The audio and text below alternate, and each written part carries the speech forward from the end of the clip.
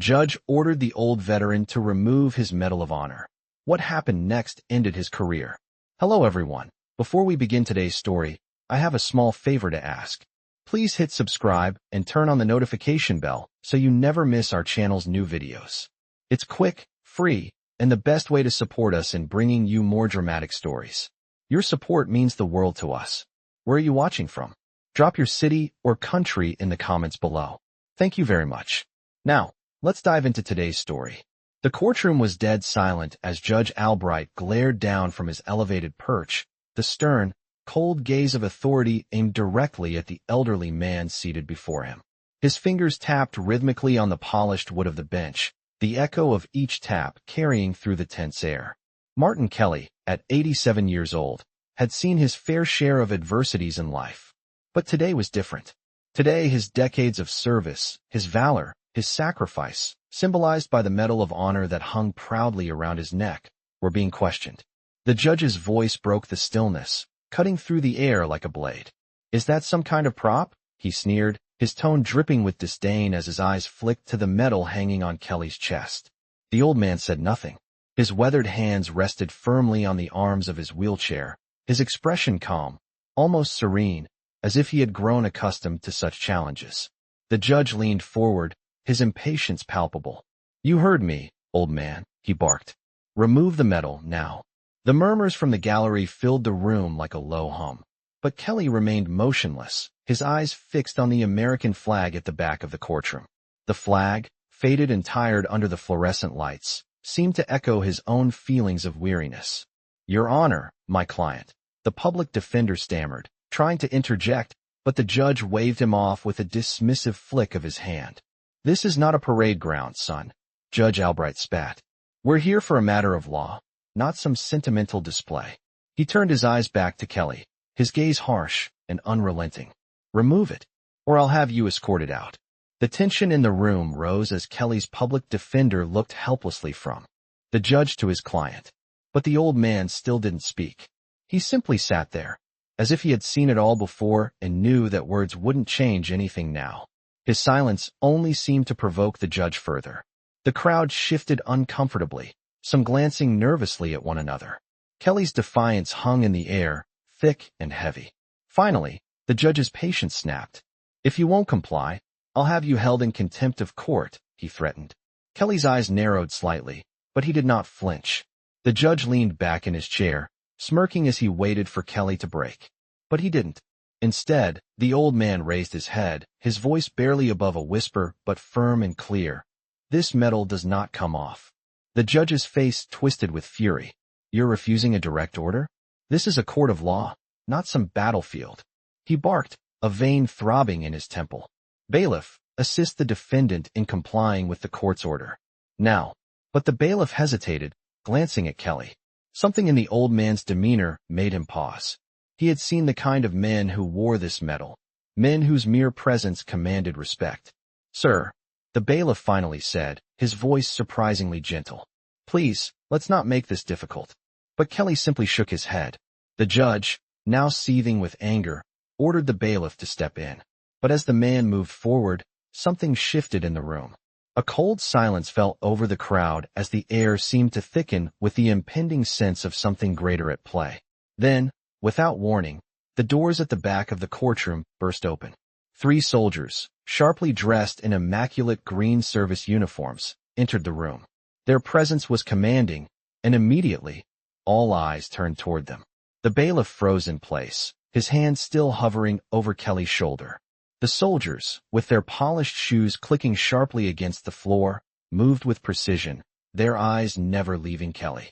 At the front of the group was a man whose stature filled the room, General Thompson, a towering figure of authority. His 4 silver stars gleamed under the fluorescent lights as he strode forward, each step deliberate, each movement laced with the weight of years spent serving his country. The judge's smug expression faltered as General Thompson's gaze fell upon Kelly. For a brief moment, the room stood completely still, the only sound the faint shuffle of feet and the general's boots on the floor. "Sergeant Major Martin Kelly," the general said, his voice low but carrying the unmistakable authority of someone who had led men into battle. It is an honor to be in your presence, sir. With that, General Thompson raised his right hand to his brow in a slow, precise salute. The other officers mirrored his motion instantly. The courtroom was frozen, and for the first time that day, the judge was silent. Kelly, a man who had been dismissed, disrespected, and humiliated just moments before, sat in awe as the entire room shifted its focus to him. The silence in the room was deafening, as the full weight of the general's respect bore down on everyone present. The general's salute lingered in the air, heavy with the weight of respect, as the courtroom sat in stunned silence. Martin Kelly, the old veteran, remained seated in his wheelchair, his back straight despite his frailty. His hands, though worn with age, rested calmly on the armrests. The room felt smaller now, the walls closing in around him, but he did not flinch. His eyes, still sharp despite the years, remained locked on General Thompson. The silence that followed was deafening, the kind of silence that happens when something monumental has just occurred. Judge Albright, who had once been so sure of himself, now seemed small in comparison. He had no words. The courtroom that had once echoed with his arrogance now felt like a tomb. The three soldiers, still standing at attention, created a barrier between the judge and Martin, their mere presence shifting the balance of power. General Thompson, the judge began, his voice faltering. But the general's gaze was cold and unyielding as he spoke, his words deliberate and measured. This man, Sergeant Major Martin Kelly, is a living legend of this country's military history, the general declared, his voice carrying the weight of authority. What you have just witnessed is a man who has sacrificed more for this nation than you could possibly understand. The judge opened his mouth to protest, but no sound came out. He seemed to shrink under the general's gaze. In the back of the courtroom, Ben Carter, the young prosecutor, stood frozen. His phone call to his father's former executive officer had been a desperate move, but now, standing here, watching it unfold, he realized how deeply wrong he had been to even question Martin's honor. He had been caught in the whirlwind of legal procedure, but this was a reminder of the real sacrifices made by men like Martin Kelly. The general's voice boomed across the room once more. Sergeant Major Kelly saved countless lives on the front lines. He was there when no one else was. He never sought recognition, never asked for gratitude. His only reward was the knowledge that his brothers in arms made it home alive. Martin's eyes, though tired, seemed to soften as he looked up at the general, a faint nod of acknowledgement, the only gesture he needed to give. And now, this judge dares to mock him. General Thompson continued, his words biting. You will not disrespect him here. Not in my presence. The judge, his face pale and beads of sweat gathering at his brow, finally found his voice. But this is a court of law, he stammered. You have no authority here. The general took a step forward, his boots clicking on the linoleum floor. I have every authority, Judge, he said, his voice low and threatening. Because men like Sergeant Major Kelly are the reason you even have the privilege of sitting in that chair. With a swift motion, General Thompson turned to the soldiers beside him, issuing a silent command. Two of them moved toward Kelly, their faces set with determination. Sergeant Major, it is time to go, one of them said, extending a hand to assist the veteran. Kelly nodded slowly, his eyes never leaving the judge. He had been in more battles than he cared to count. But this was the battle of his dignity, and he was not about to lose it now.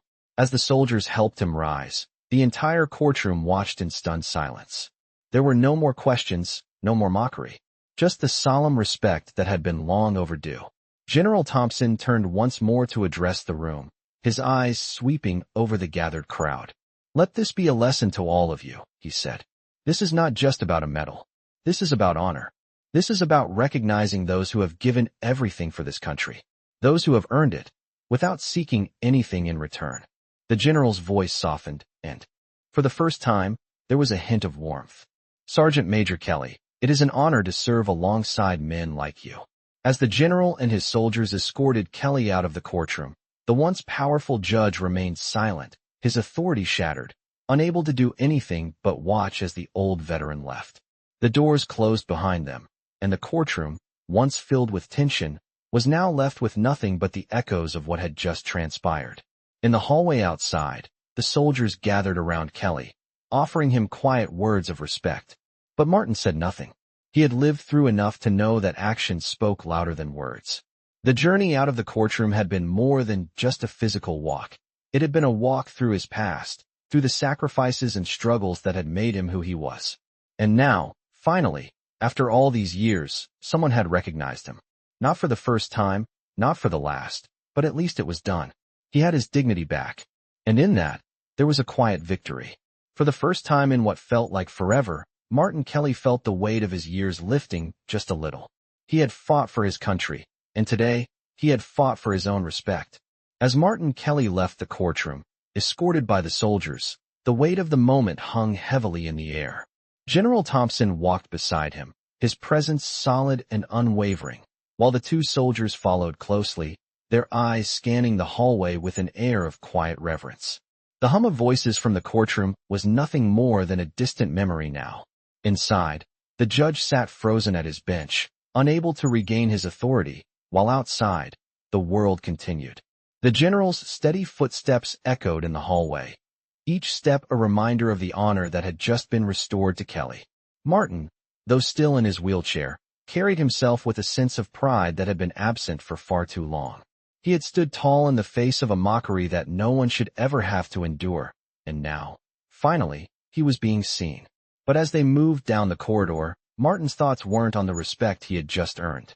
They were on the memories of his brothers who never came back, the ones who fought beside him in places far from home, the ones whose names were lost to time, but whose sacrifices would never fade in his heart. The soldiers wheeled him out of the building and into a black SUV, the door closing behind him with a soft thud. The car started, and they drove in silence. The general sat in the front passenger seat, speaking only to provide directions, his gaze occasionally drifting toward Kelly, who had his eyes closed. The city was bustling with the usual midday activity, but inside the car, it felt like a different world. It wasn't until they were miles from the courthouse, the urban landscape gradually giving way to open fields, that Martin broke the silence. "I don't need this," he said softly, his voice carrying the quiet weight of years spent in the shadows. "I've had my time, and now I'm just an old man trying to make it through another day." The general turned in his seat, his expression softening for the first time since the courtroom. "You don't get to decide when it's your time, Sergeant Major," he said with quiet authority. "Your country decides that. You served, and you earned every bit of respect you've been given today. You earned it not just from the army, but from all of us. What happened back there, that was overdue." Martin didn't respond immediately. His mind was far away, back in the jungles of Vietnam, in the heat of battle, where life and death were decided in an instant. "I wasn't looking for this," he muttered, his voice filled with a quiet regret. "I just did what I had to do, what any man would do." The general's eyes were steady as he glanced back at him. "That's the problem, Sergeant Major. Most people don't know what it takes to do what you did. You don't get to be a hero just because you do your job. It's the ones who go above and beyond, the ones who give everything, that we need to honor." The car rolled on, and for a while, neither man spoke. It wasn't until they pulled into a quiet, tree-lined road that Martin stirred, his eyes flicking open. They had arrived at a small, secluded area, far from the crowds and the noise of the city. The general opened his door and stepped out, followed by one of the soldiers. Martin stayed still for a moment, his hand resting on the armrest. "Where are we?" he asked, his curiosity piqued. The general looked back at him, a small smile tugging at his lips. "You've earned the right to be where you're remembered," he said. "This is where we honor those who gave everything." They helped Martin out of the SUV and wheeled him toward a small, dignified memorial. It was simple, unassuming, but the air around it felt sacred. The stone stood tall, inscribed with names of soldiers who had fallen in battle. Martin's name wasn't on it. He hadn't needed that. But the recognition he had received today, the respect from those who truly understood his sacrifice, was more than he could have asked for.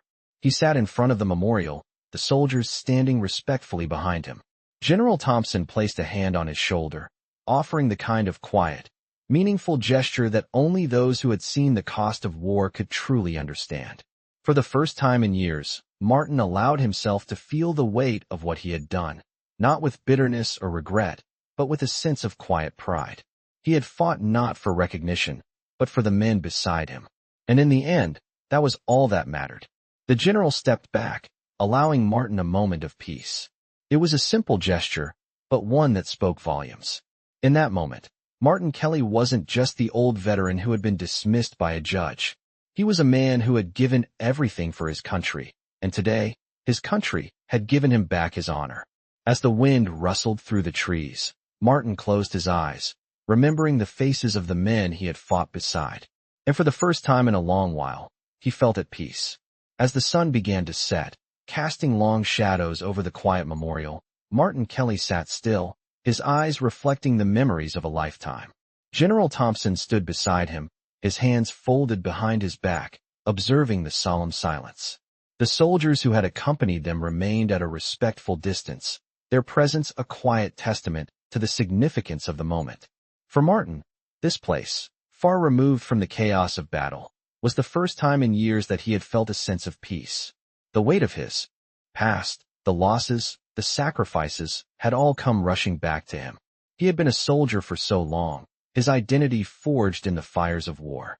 But today, surrounded by those who understood, he felt a rare sense of acknowledgement. As the wind rustled the leaves around them, the general spoke softly, breaking the silence that had settled over the group. "You've earned this, Sergeant Major," he said, his voice steady but full of respect. Martin turned his head slightly, meeting the general's gaze. "It's just a medal," he replied quietly. "I didn't do it for the recognition." The general nodded, understanding that sentiment all too well. "No, you didn't," he said. "But it's important that the world understands what you did, what you gave." The words hung in the air, but Martin did not respond. His thoughts were far away, drifting back to the jungles of Vietnam, to the moments that had defined him. It had never been about the medals or the praise. It had been about the men beside him, the ones he had sworn to protect, and the ones who had never come home. His gaze returned to the memorial, the names etched in stone, each one a reminder of the price of freedom. In that moment, Martin realized that he had carried the weight of those names for so long that he had almost forgotten how to put it down. He had lived with it, silently, for decades. "You know," Martin said, his voice barely above a whisper, "I don't think about it much. What we did, what we went through." The general remained silent, allowing Martin to speak. "But today," Martin continued, "it feels different. Maybe because for the first time, I'm not the only one who remembers." General Thompson nodded, his expression somber. "You weren't alone then, and you're not alone now," he said. "And you never will be." The old veteran's eyes glistened for just a moment, but he quickly turned his face away, not wanting anyone to see the emotion that had surfaced. The general, recognizing the delicate nature of the moment, placed a hand on Martin's shoulder, a simple gesture, but one filled with more meaning than words could express. In that brief touch, the years of service, the battles fought, and the sacrifices made seemed to pass between them. Martin had carried that burden for so long, but now, he felt the weight lighten, just a little. He had earned his peace, not through accolades or public recognition, but through the silent understanding of those who truly knew the cost. The soldiers who had escorted them, and even the general, shared a quiet moment of reflection, each of them aware of the gravity of what had just transpired. For a brief moment, the world seemed to pause, just long enough for Martin to finally exhale, to let go of the past that had shaped him. As they prepared to leave the memorial, the general turned to Martin once more. "Sergeant Major, you've done more than anyone could ever ask of you," he said. "It's time you allow yourself to let go. You've earned the rest." Martin looked up at him, the weight of those words sinking in. "Maybe it's time," he said softly. With that, the group turned and made their way back to the SUV. The journey back to the city was quiet, but the tension that had once filled Martin's heart was gone. He felt lighter, freer, as if the past that had defined him was finally in its proper place. As the car drove through the streets, Martin's thoughts drifted once again to his comrades, the ones who had never made it home, the ones who would never have a chance to experience the peace he was now finding. He thought of them, not with sorrow, but with a deep, abiding sense of respect. They had all given everything, and now, as he sat there, at peace with himself, he could finally honor them in the way they deserved. The car pulled into the military compound, and Martin felt a quiet satisfaction. The world around him had changed, but for the first time in a long while, he felt he was in the right place. The general gave him one last look before stepping out of the vehicle. "Rest easy, Sergeant Major," he said, his voice full of respect. "You've earned it." And with that, the old veteran, whose name had once been only a whisper in the wind, finally stepped into the quiet of his life, knowing that he had done his part. The legacy of his actions, his sacrifice, and his unwavering commitment to duty had been recognized, not just by the few who remembered, but by the many who now stood with him in silent tribute. The days that followed were quieter than Martin had expected. The weight of his past, the long years of silence and sacrifice, had not been fully lifted, but there was a shift, a new sense of understanding. It was as if the world had finally caught up with him, and for once, he did not feel invisible. General Thompson's words echoed in his mind, not just because of their meaning, but because of the respect they carried. "Rest easy, Sergeant Major. You've earned it." The general had given him something that had been missing for so long, permission to let go. But it was not as easy as it sounded. Martin was no stranger to solitude. The quiet had been his companion for years, a way to escape the painful memories and the weight of being forgotten. But now, as he sat in his small, humble home, the silence felt different. It was not the same oppressive silence that had marked the years following his service. It was more of a peaceful quiet, the kind that came after a storm. Martin had spent his life serving, protecting, and fighting for something greater than himself. Now he was being asked to live for himself, a concept that felt foreign and uncomfortable. He sat by the window, staring out at the yard. The trees outside were swaying gently in the breeze, and the sun was setting, casting a warm orange glow over the landscape. For the first time in years, Martin felt the peace he had longed for, yet he could not shake the feeling of being out of place. His hands rested on his knees, his fingers lightly tracing the edges of the Medal of Honor that now rested on the table beside him. The same medal that had been a point of contention in the courtroom, the same medal that had caused the judge's mockery, was now a symbol of his legacy. It wasn't just a piece of metal, it was a piece of his soul, a reminder of all that he had sacrificed. Martin had never been one to dwell on the past, but it was hard not to reflect now. The memories flooded back, not as a flood of pain, but as moments that shaped him. The faces of his fallen comrades, the ones who never had a chance to return home. He could still see them, their faces. In the dark, their voices whispering in his ear as they fought side by side. He was the last one standing, the last one to carry their memory. It had always been this way for him. He had never asked for recognition, never expected it. He had done his job, and that was enough. Or at least, that's what he had told himself. But now, as he sat in the quiet of his home, surrounded by the echoes of his past, he realized that it had never been enough. The recognition wasn't for him. It was for them, for the men who had fought alongside him, who had given their lives, and who had never been honored in the way they deserved. The general had been right.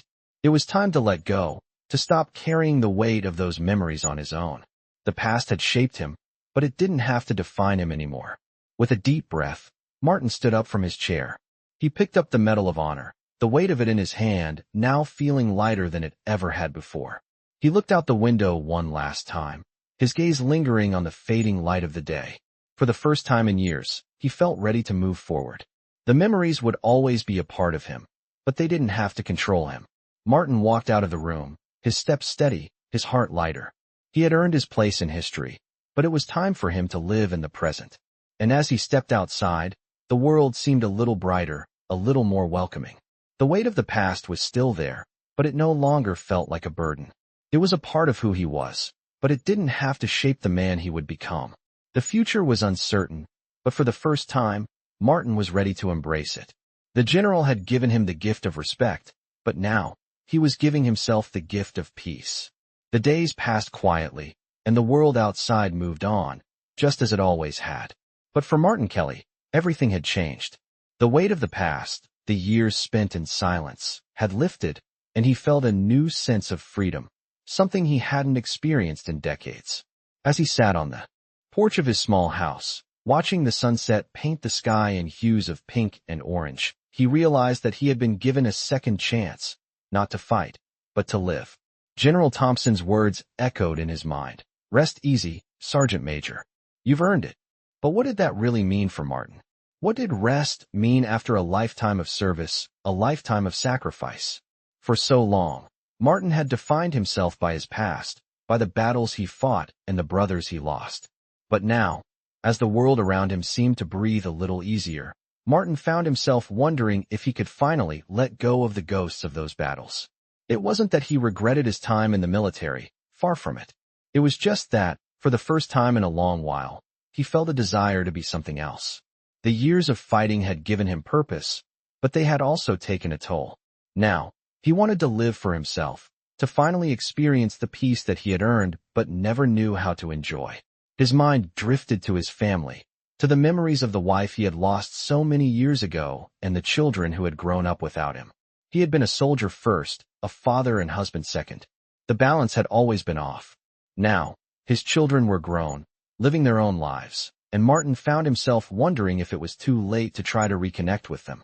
He hadn't seen his son in years, not since that last deployment.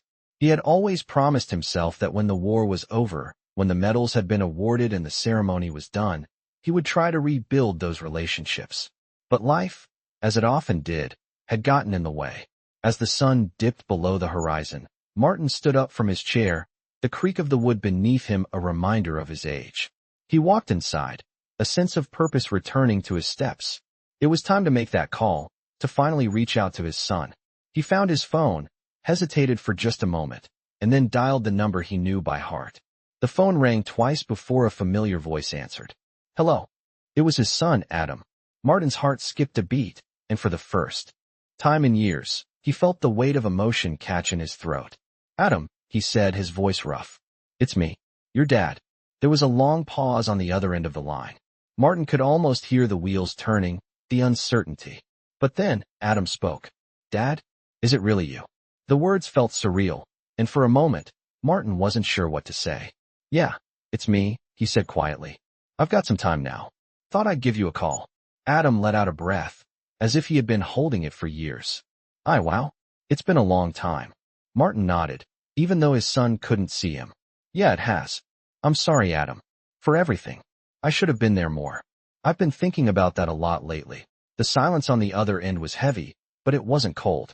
It wasn't the silence of anger or resentment. It was the silence of two people trying to figure out where to begin after so many years apart.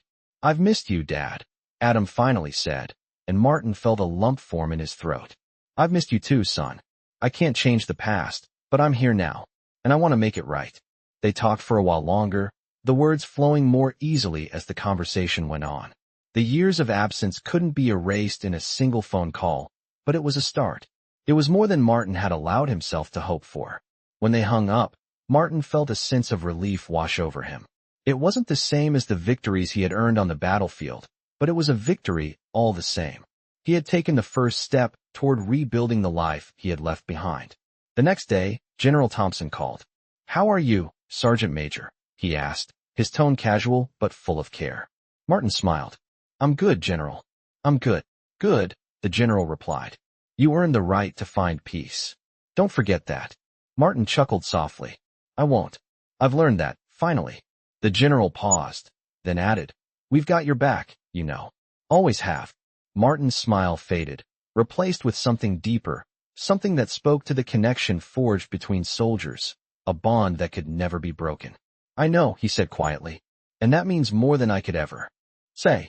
As the days passed, Martin felt a change in himself. He had no intention of letting go of his past completely. It was too much a part of who he was. But he was learning to live for the future, for the people he could still reach, for the relationships he could still build. And as the weeks went by, the sense of peace he had longed for grew, not from the medals or the recognition, but from the simple act of living, of being present, of knowing that he had finally done enough. Martin Kelly had earned his peace, and for the first time in a long time, he was finally ready to live in it. The weeks that followed were filled with small steps, each one more significant than the last. Martin Kelly's life had been defined by battles, both external and internal, but now, in the quiet of his home, he was learning how to navigate a different kind of conflict. It was the battle for normalcy, for peace, and for reconnection. The phone call with his son had been a breakthrough, but it wasn't a magic fix. They spoke often now, sometimes about nothing important, just to fill the gaps in the years that had passed between them. Adam had told him that he was planning to visit, and though Martin had felt a flicker of nervousness, he welcomed the thought of seeing his son again. The idea of having family around, of being able to share a meal with someone who had once been a stranger to him, was a reminder that the life he had left behind wasn't entirely gone. As Martin settled into this new rhythm, the feeling of peace he had worked so hard to earn started to settle more deeply in his bones. It wasn't easy, and it certainly wasn't perfect, but it was real. The days were still long, sometimes too quiet, but the silence no longer felt like a weight pressing down on him. Instead, it became a space for reflection, for healing, and for the things he had never had time to address. One afternoon, as he sat in the small garden behind his house, Martin's phone rang. It was a number he didn't recognize, but something in his gut told him it was important. "Hello," he answered, his voice steady. "Is this Sergeant Major Martin Kelly?" "Eh?" Voice on the other end asked, firm but respectful. Martin's heart skipped a beat. "Yes, it is." The voice paused for a moment, then continued. "This is Colonel Hayes, from the Marine Raider Training Center. I hope I'm not disturbing you, but I wanted to speak with you about something important." Martin sat up straighter, his mind instantly racing. "Go ahead, Colonel," he replied, his tone neutral but alert. "We've been made aware of your recent circumstances," Colonel Hayes said, "and I wanted to reach out to offer you a formal invitation." Martin felt a tightening in his chest, uncertain of what the colonel was referring to. An invitation to what, exactly? "We would like to invite you to our next annual ceremony. It's a special event where we honor our veterans, those who have gone above and beyond in their service. You've been nominated by several of your fellow Marines, and after much discussion, we believe it's time for you to be publicly recognized for your contributions." Martin's breath caught in his throat. "I'm not sure what to say," he said softly, the weight of the colonel's words settling in. "You don't need to say anything right now, Sergeant Major," the colonel replied. "We just want you to know that you're recognized, and you're wanted there." The offer was unexpected, but as Martin sat there, he realized that this was exactly the kind of acknowledgement he had once craved. It wasn't about the accolades, it never had been. But there was something in the idea of being seen, of having his service honored in front of those who truly understood, that struck a deep chord in him. "I'll be there," Martin said, his voice quiet but resolute. The colonel's tone softened. "We're looking forward to it, Sergeant Major. And thank you for everything." As the call ended, Martin sat back, processing the offer. He wasn't sure what he expected from the rest of his life, but this invitation was a reminder that there was still room for respect, even in his later years. His service hadn't been forgotten, and the men he fought beside had not been forgotten either. That thought stayed with him for the rest of the evening, as he sat in the fading light of his porch, the air cool and still. The ceremony was in a few weeks, and as he prepared for it, he felt a mix of emotions. There was pride, certainly, but also a lingering unease. What would it feel like to stand in front of those who would honor him? Would it bring back memories he wasn't sure he wanted to relive? But then he thought about the men he had lost, the ones who never had the chance to be recognized. This ceremony wasn't just for him, it was for them, too. He would go, not for the medals or the applause, but for the fallen soldiers whose names had never been etched into a memorial. For those who had given everything and would never be forgotten. In the days that followed, Martin kept busy, preparing himself for the ceremony. He reached out to his son, who had made plans to come and join him for the event. It felt like a full circle, a chance to finally make the connections that had been broken for so many years. As the ceremony day approached, Martin found himself growing more and more at peace with the idea. He wasn't sure what the future held, but for the first time in years, he felt ready to face it. The battle was over, and now, it was time for something new. The ceremony would mark the end of one chapter and the beginning of another, a chapter not defined by the war he had fought, but by the life he could still build. It was a life that, for the first time, he would share with those who mattered most. The day of the ceremony arrived, and the air was thick with anticipation. Martin Kelly stood in front of his modest home, his gaze scanning the driveway as the car pulled up. It was Adam, his son. The last time they had seen each other was far too long ago, and there had been a distance between them, one that had taken years to bridge. But today there was hope. Adam stepped out of the car, his expression a mixture of excitement and nervousness. "Dad," he said, his voice warm. Martin nodded, a smile tugging at the corners of his lips. "You made it," he said simply. Adam walked over, and for a moment, neither of them spoke. It was as if the years of silence and uncertainty had been wiped away, replaced by something deeper, something more profound. Martin clapped his son on the back. "I'm glad you're here," he said. "It's good to see you, Dad." There was a long pause as both of them took in the moment. The world had changed in ways they hadn't expected, but here, standing together, they realized that they had both changed as well. The ceremony was only hours away, and they had time to catch up. Adam had asked his father to talk about the past, to share his experiences, but Martin was hesitant. He had spent years hiding from those memories, unwilling to let them surface. Yet, as they sat together, sipping coffee in the quiet morning, Martin knew that it was time to share what had been buried for so long. "You ever wonder if it was all worth it?" Martin asked, his voice quiet, almost to himself. Adam looked at him, a little confused. "What do you mean, Dad?" "The war, the battles, everything we went through," Martin explained. "Sometimes, I wonder if it was worth it, if any of it made a difference." Adam's face softened. "I can't pretend to understand it all, Dad. But I know this. It made a difference to me. You came home, and you're here with me now. That matters." Martin took a deep breath, the words sinking in. He had never been good at expressing his emotions, had never been able to share the burden of what he had seen and done. But today, with Adam by his side, it felt a little easier. "I guess I never really saw it that way," Martin said quietly. "I always thought I was just doing my duty, you know? I never expected anyone to see it as anything more." Adam reached over and placed a hand on his father's arm. "I see it, Dad. I see it all. And that's why today matters. You've earned every bit of recognition you're getting." The words hung in the air, powerful and true. Martin couldn't remember the last time he had truly felt seen. The weight of his past, the struggles, the loss. It had always been something he carried alone. But now, with Adam here, he realized that he didn't have to carry it alone anymore. The ceremony later that day was everything Martin had expected and nothing like he had imagined. The military personnel, the veterans, the families, all gathered together in a show of respect. There was a moment when Martin stood at the front of the room, his Medal of Honor resting heavily around his neck, and for the first time, he felt that it truly belonged to him. It wasn't about the medal, though. It was about the men who had given everything and who had never been honored. He was there for them, just as much as he was there for himself. When it was his turn to speak, Martin felt the familiar knot in his stomach. Public speaking had never been something he was comfortable with, but today, he stood tall. "I don't have much to say," he began, his voice steady. "Except that this," he motioned to the medal around his neck. "This isn't just mine. It's for the men who didn't come home, the ones who fought alongside me and never got the recognition they deserved." His words echoed in the hall, a simple truth that resonated with everyone in the room. As Martin looked out at the faces before him, he realized that, for once, he was not alone. He was surrounded by others who understood, who had lived the same experiences. This ceremony wasn't just for him. It was for all of them. Afterward, as he walked off the stage, Adam was waiting for him, a proud smile on his face. "You did good, Dad," he said, his voice full of pride. Martin nodded, his eyes glistening with a mix of emotions. "It's not about me, son," he said softly. "It's about all of us, the ones who gave everything." Adam clapped him on the back, and together, they walked out into the evening air.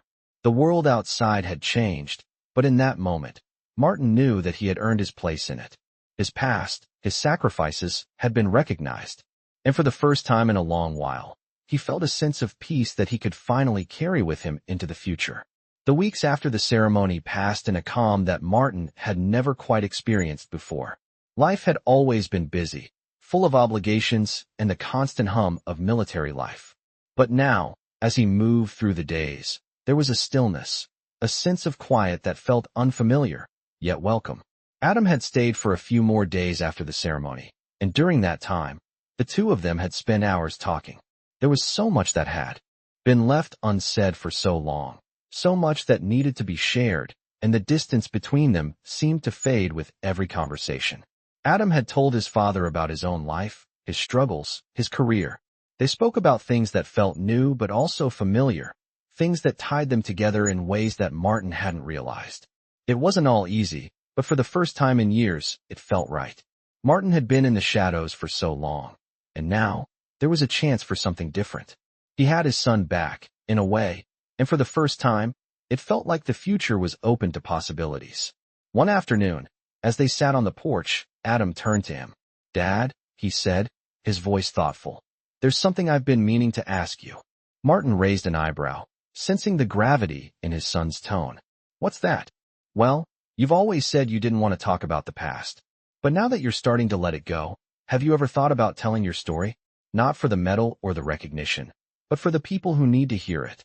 Martin was quiet for a moment. It wasn't that he hadn't thought about it. He had. He had lived with the memories for so long, and there were times when he wished the world could understand the cost of it all. But telling his story, truly opening up, was a terrifying thought. His life had been full of loss, of battle, of sacrifices that few could ever truly comprehend. He had always kept those memories locked away, a private world that no one else could touch. "I don't know, Adam," Martin replied slowly, his voice thick with emotion. "I've always kept it all to myself. It's the only way I've known how to deal with it." Adam leaned forward, his eyes earnest. "I get it, Dad. But maybe it's time. You've done so much for this country, for all of us. Maybe your story could help someone else who's been through the same thing." The words hit Martin harder than he expected. Could his story really help someone? Could the pain he had carried for so long have a purpose beyond his own survival? He didn't know. But as he sat there, looking at his son, he began to wonder. Maybe it was time. Maybe it was time to speak the words he had kept hidden for so long. The next few days were spent preparing for something new, something Martin hadn't been prepared for, sharing his story. He hadn't written anything down, hadn't kept any journals. His life had been one long blur of missions, battles, and survival, with little time to reflect. But now, with Adam's encouragement, he began to piece together the story of his service. It wasn't easy. It never would be. But there was something cathartic about it, something healing. He wrote about his experiences, about the bonds he had formed with his brothers in arms, about the battles that had shaped him. He wrote about the quiet moments, too. The moments when he had been alone with his thoughts, when the weight of what he had seen had threatened to crush him. It was a process that took weeks, but as Martin wrote, he found a sense of release. It wasn't about the medals, the honors, or the recognition. It was about understanding his own journey, understanding the man he had become. He wrote about the men he had lost, the ones who never came back, and he dedicated every word to them. One evening, as he finished the last page, Martin sat back in his chair, the weight of his story heavy on his chest. But it was a different kind of weight now, one that wasn't suffocating. It was a weight that had a purpose, that had meaning. He looked at Adam, who had been watching him work in silence. "I think I'm ready," Martin said, his voice steady. Adam smiled, his eyes filled with pride. "I knew you would be, Dad." The next week, Martin met with a small group of veterans, a support group that had been meeting for years. They gathered at a local community center, and Martin wasn't sure what to expect. But when he arrived, there was a sense of camaraderie, a sense of understanding that he hadn't felt in years. The men in the room had been through their own battles, their own experiences. Some were older, some younger, but all of them shared something in common: the scars of war. Martin stood in front of them, holding the pages he had written. He didn't know if it would help, if it would change anything, but he was determined to try. He spoke quietly. At first, his voice rough as he recounted his experiences. As he spoke, he looked around the room, seeing the nods of understanding, the faces that weren't judging, but listening. When he finished, the room was silent for a moment, but then one of the men, a grizzled veteran with a deep voice, spoke up. "You're not alone, son. We all carry the same weight." And just like that, Martin realized that the story he had carried for so long was no longer his alone. It belonged to all of them. The men who had fought, the ones who had sacrificed, and the ones who had come back. They had all shared the burden. And now, together, they were learning how to let it go. The following months brought a sense of steady change in Martin Kelly's life, a kind of quiet transformation that he hadn't expected but was grateful for. The therapy group that he had started attending with the other veterans became a regular part of his routine. It wasn't just about talking about the past. It was about sharing the present, about learning how to live with the memories without letting them dominate every moment. He had grown close to the men in the group, each one with their own story, their own battle to fight. They were not just soldiers, they were survivors, each one carrying a unique burden. The support they gave each other was something Martin hadn't experienced before. It was not about medals or accolades. It was about solidarity. And for the first time in a long time, he felt part of something greater than himself. One evening, after the group had met, Martin and Adam sat together on the porch, the fading light of the sunset casting a peaceful glow over the yard. The conversation had been light, mostly about everyday things, but then Adam asked something that stopped Martin in his tracks. "Dad," Adam began, his voice calm but with an edge of curiosity, "have you ever thought about what comes next? I mean, after everything that's happened, what's your plan?" Martin paused, the question hanging in the air. It was one he had asked himself many times, but never truly had an answer for. For so long, he had lived in a world defined by duty, by the next mission, the next battle. But now, there was no clear path ahead.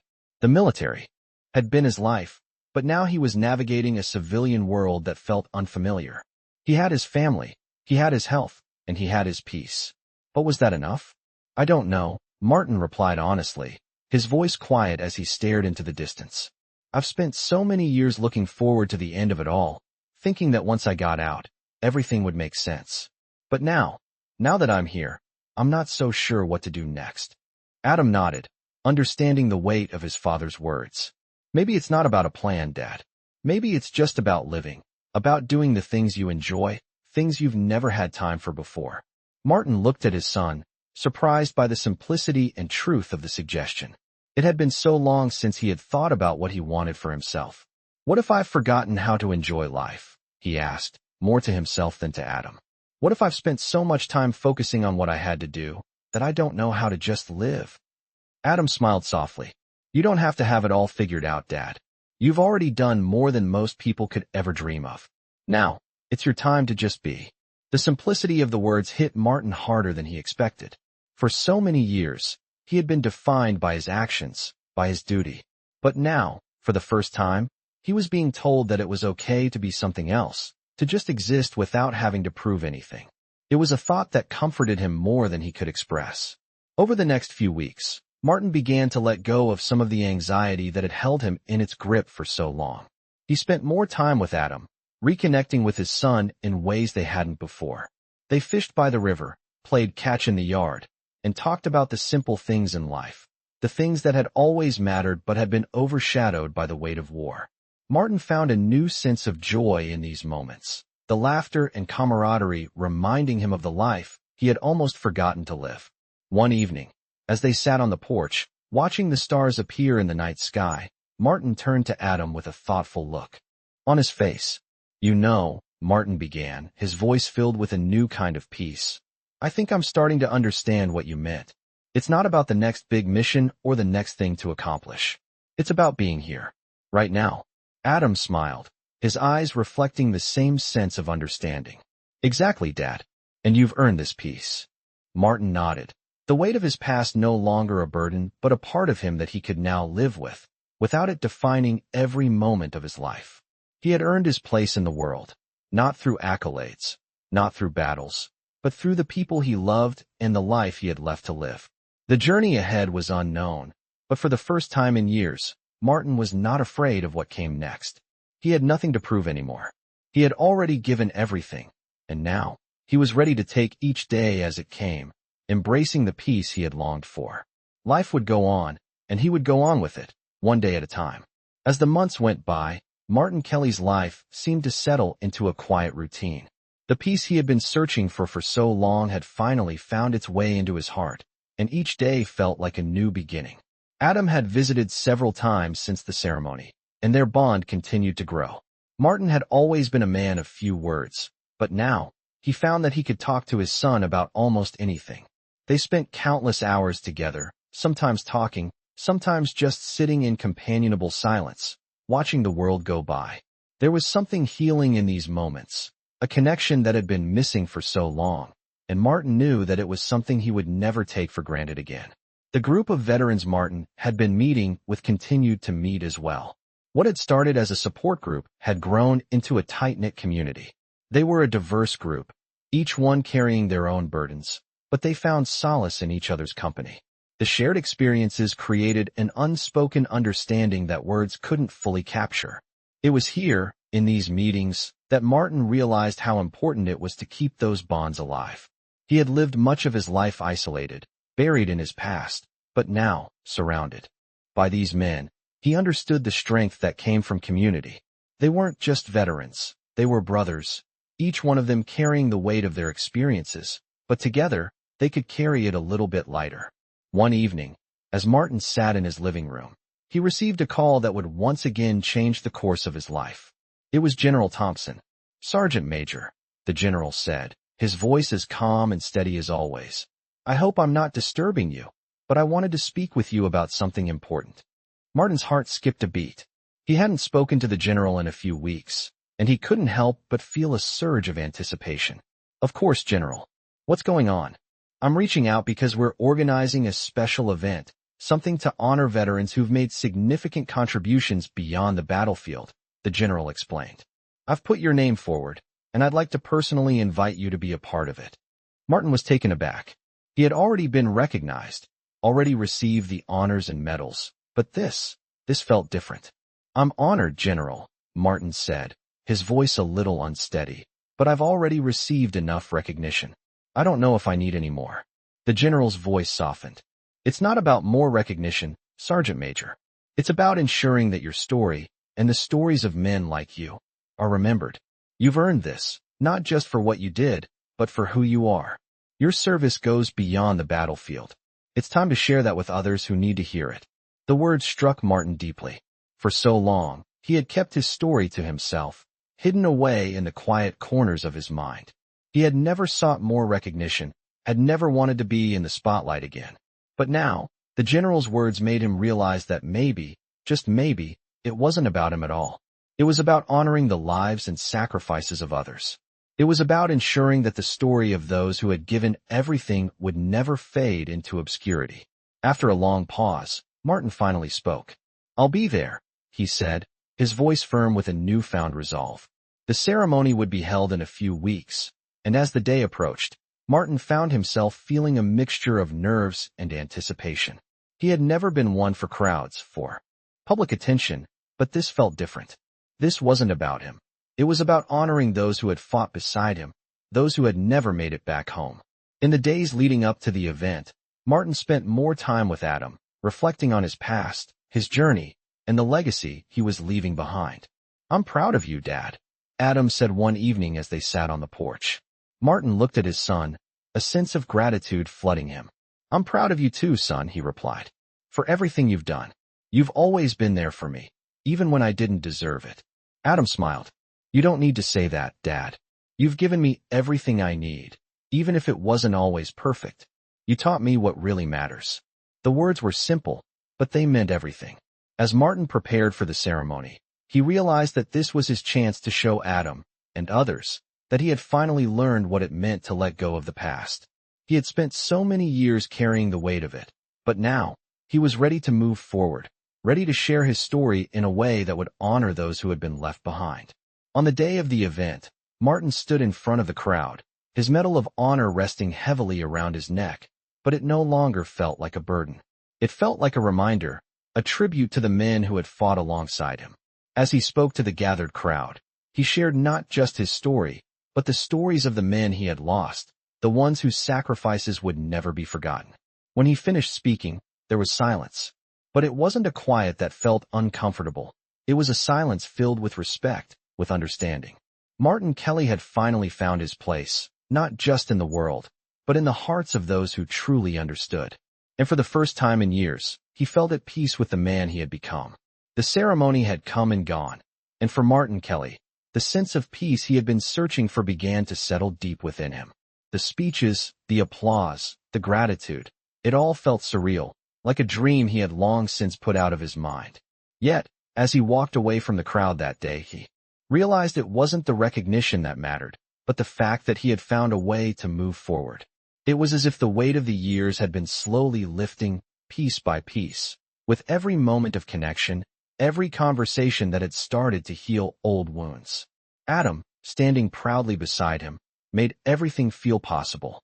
For so long, Martin had been lost in his memories, his duty to the country taking precedence over everything else.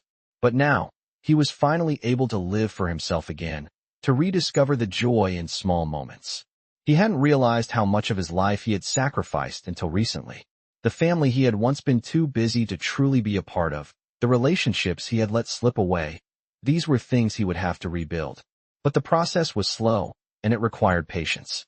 With Adam's help, Martin began to take small steps in reconnecting with his family, reaching out to his estranged relatives, even taking the time to visit old friends he hadn't spoken to in years. The past had its hold on him, yes, but he wasn't letting it define him any longer. The quiet days of reflection and peace soon turned into something more. Martin found himself working on projects around the house, things he had put off for years. He tended to the garden, fixing small repairs, and even began working on the old car that had been sitting idle in the driveway for as long as he could remember. Adam was there, helping him along the way, not with words of advice or encouragement, but with his presence. Just having him there, a steady reminder that they had finally found their way back to each other, was enough. One morning, as the sun rose over the quiet neighborhood, Martin found himself sitting outside, sipping his coffee, and watching the world come alive around him. The stillness of the morning air felt right, like the calm before a storm, but in the best way possible.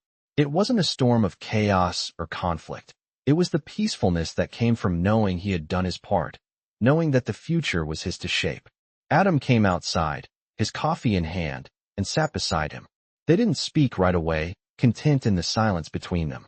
After a few moments, Adam looked over at his father. "Dad, you ever think about what you want to do next?" Martin smiled, a small laugh escaping his lips. "I'm not sure, son. For the first time in a long time, I'm not in a hurry to figure it out. I think for now, I just want to enjoy this. Enjoy the time we've got." Adam nodded in agreement, sipping his coffee. "That sounds like a good plan," he said. Martin's heart warmed as he looked at his son.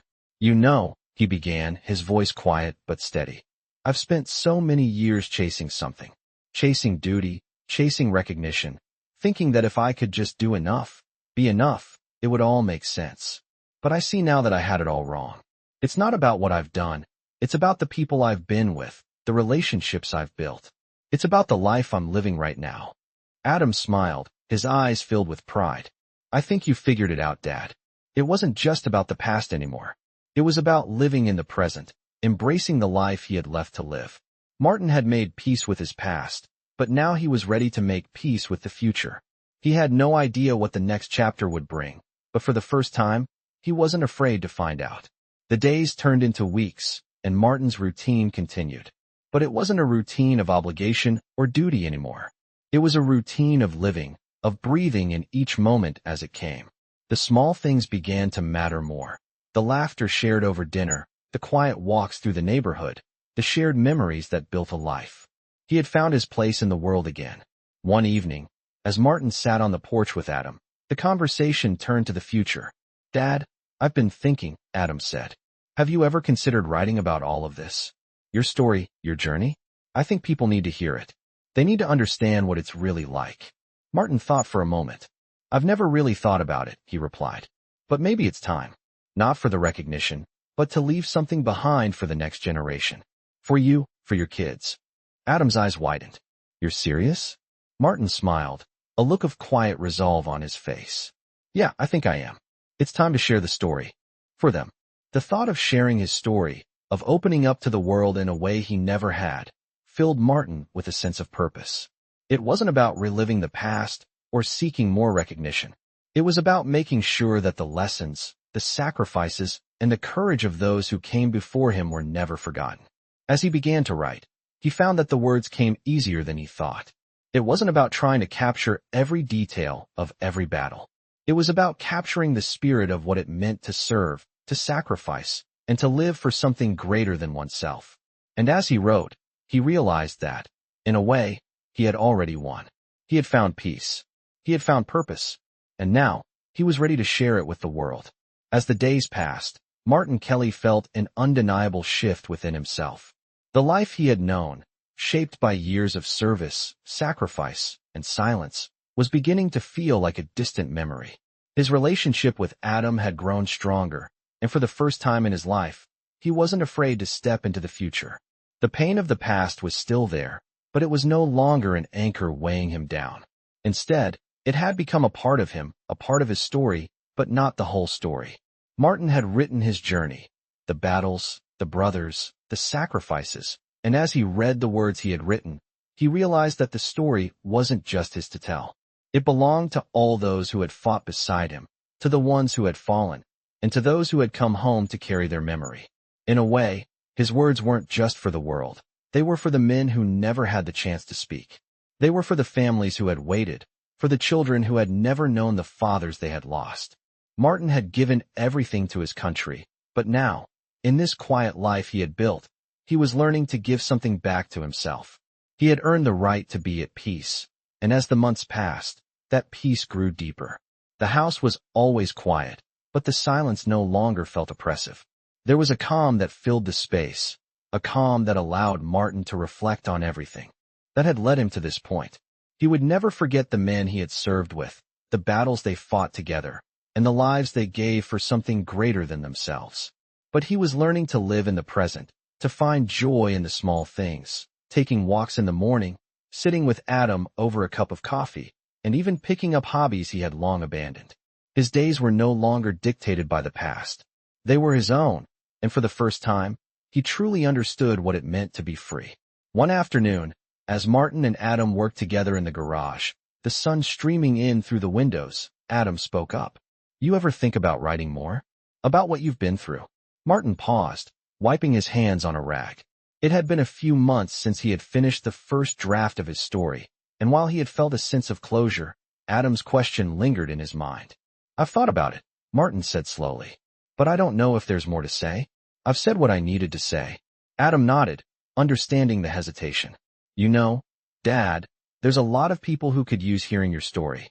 The next generation. They need to know what it really cost. The truth of it all, not just the glorified version." Martin looked at his son, the weight of his words sinking in. For so long, he had kept his story hidden, not wanting to revisit the painful parts of his life. But Adam was right. The story wasn't just for him anymore. It was for the world, for the people who needed to understand the true cost of war. "Maybe you're right," Martin said, his voice steady. "Maybe there's more to tell. Not for the glory, but for the lessons. For the ones who need to understand why we did it, why it matters." It was then that Martin realized that his journey wasn't just about finding peace for himself. It was about sharing that peace with others. The ceremony had been a turning point, but this moment, standing with Adam, realizing that his story could still make a difference, felt like the true beginning. He wasn't just a man who had lived through war. He was a man who had the power to help others understand it. He could honor the past by making sure it wasn't forgotten, by telling the stories that had been left untold. Over the next few months, Martin began to write again. This time, he wrote not just about his own experiences, but about the lessons he had learned along the way. He wrote about the men who had fought beside him, the ones who had fallen, and the ones who had never received the recognition they deserved. His words became a bridge between the past and the future, a way to pass on the lessons of war without glorifying it. He wrote about the pain, the loss, and the bonds that formed in the heat of battle. But he also wrote about the quiet moments, the ones spent with family, the moments of joy, and the peace that could be found in the simplest things. As Martin finished the final chapter, he looked over his work, a sense of completion settling over him. He wasn't sure what the future held, but for the first time, he was no longer afraid of it. He had given everything to his country, to his brothers, and to his family.